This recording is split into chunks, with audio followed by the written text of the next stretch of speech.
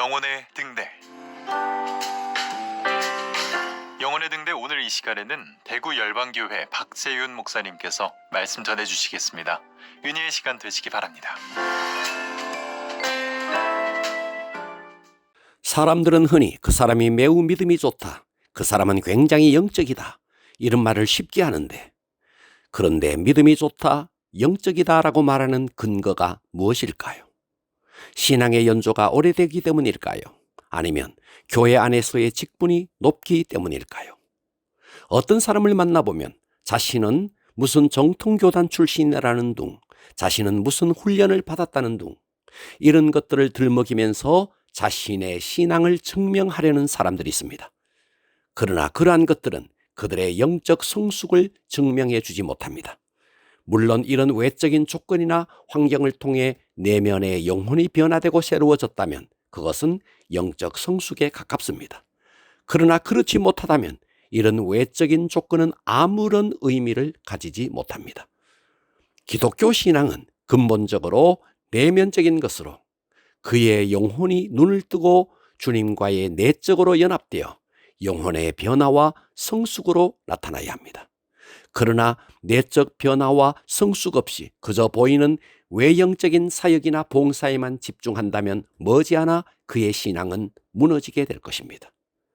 오늘날 교회를 다니면서도 내면이 지극히 허약한 것은 내적인 생명을 우선하지 않고 외적인 측면만 중시하기 때문입니다. 오늘은 영적 실제를 경험하라 라는 제목으로 함께 은혜를 받겠습니다. 마가복음 5장 25절 이하에는 영성의 실제를 경험한 한 샘플이 나옵니다. 12해를 혈루증을 앓아온 한 여인이 있어 많은 의사에게 많은 괴로움을 받았고 가진 것도 다 허비하였으되 아무 효험이 없고 도리어 더 중하였던 차에 예수의 소문을 듣고 무리 가운데 끼어들어와서 그의 옷에 손을 대니 이는 내가 그의 옷에만 손을 대어도 구원을 받으리라 생각함일러라.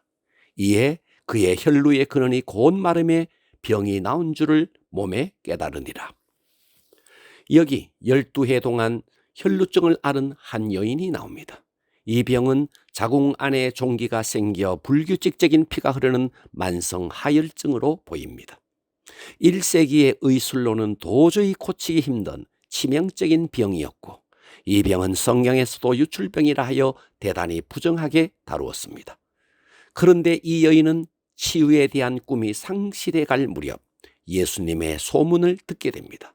죽은 자도 살리고 나병 환자도 고치고 귀신도 쫓아내며 놀라운 구원의 소식을 전파하며 가는 곳곳마다 평강과 기쁨이 넘쳐난다는 나사렛 예수의 소문을 듣게 됩니다. 그래서 그녀는 중대한 결단을 내리고 예수님께 가까이 다가가서 예수님의 옷자락을 만집니다. 여기서 중요한 것은 그녀가 예수님의 옷에 손만 대어도 나을 수 있다는 믿음을 가지고 있었다는 것입니다. 그녀의 손이 예수님의 옷자락에 닿는 순간 강력한 치유의 능력이 실제로 그녀에게 임했습니다. 그리고 그토록 오랫동안 괴롭혀왔던 그녀의 질병이 한순간에 떠나버렸습니다. 바로 이것이 영적인 실제입니다.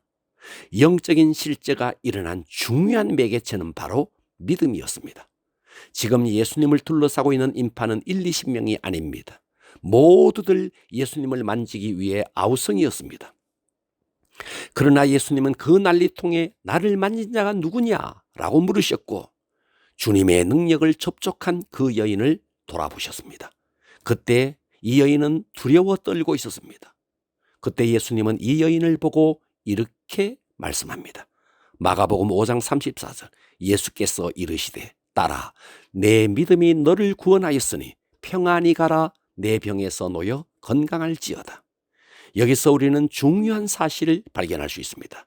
그 엄청나게 밀려드는 인파 속에서 예수님을 진정으로 접촉한 사람은 오직 한 사람뿐이었다는 것입니다. 이처럼 오늘날 우리가 똑같이 모여 예배를 드리지만 그 속에서 진정으로 주님을 만나고 주님과 접촉하는 사람이 있는가 하면 그렇지 않는 사람도 있을 수 있다는 것입니다. 지금 이것은 구원의 확신이 있느냐, 주일 성수를 하느냐, 11조를 하느냐 이런 것을 묻는 것이 아닙니다. 예수님 당시에도 많은 사람들이 바로 예수님 곁에 있었지만 예수님을 진정으로 만나지 못한 사람들이 더 많았던 것처럼 오늘날 예배의 자리에 나와 있지만 주님과의 진정한 만남 없이 그저 예배만 참석하는 사람이 있다는 것을 말씀하는 것입니다. 많은 사람들이 신앙적인 분위기에서 교회 문화에 익숙하기 때문에 자신을 그리스도인이라고 착각합니다. 과연 그럴까요? 마지막 심판의 날 그들이 가지고 있는 이런 희미한 관념적인 신앙이 그들의 신앙을 보장해 줄 수 있을까요? 그러므로 우리는 정말 영적인 실제 속으로 들어가야 합니다. 제자 훈련을 받았다, 무슨 훈련을 받았다는 것이 아니라 실제적으로 주님을 만나야 합니다. 그러므로 우리는 주님 근처에 있는 것으로 만족하지 말고, 교회에 다닌다는 것으로 만족하지 말고, 예배의 자리에 참석했다는 것으로 만족하지 말고, 성경을 통독하고 있다는 것으로 만족하지 말고 주님을 실제로 만나고 접촉해야 합니다. 이것이 기독교의 영성의 기초입니다. 그러므로 영적 실제는 주님과 얼마나 깊이 있는 교제를 하느냐에 달려 있습니다. 이것을 위한 도구로 큐티를 하고 이것을 위한 도구로 기도도 하는 것입니다.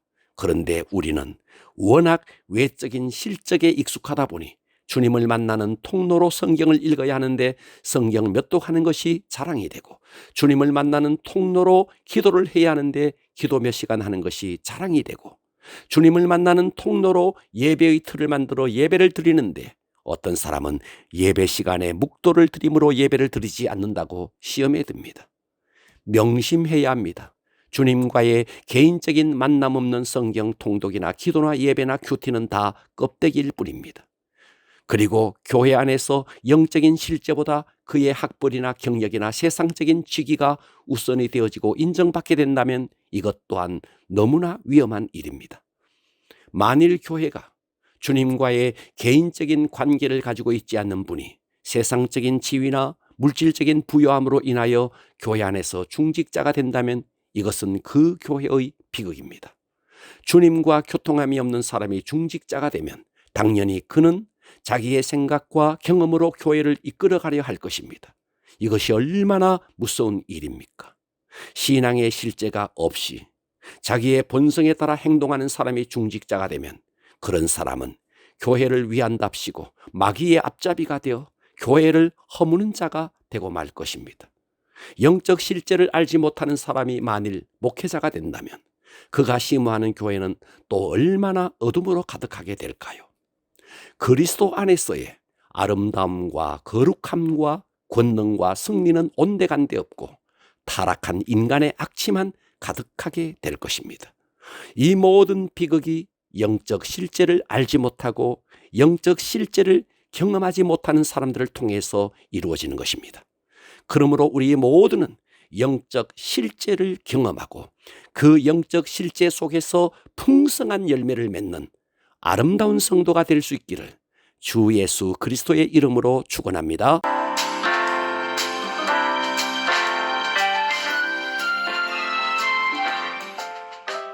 영혼의 등대 지금까지 대구시 달서구 월곡로에 위치한 대구 열방교회 박세윤 목사님의 말씀으로 함께 하셨습니다.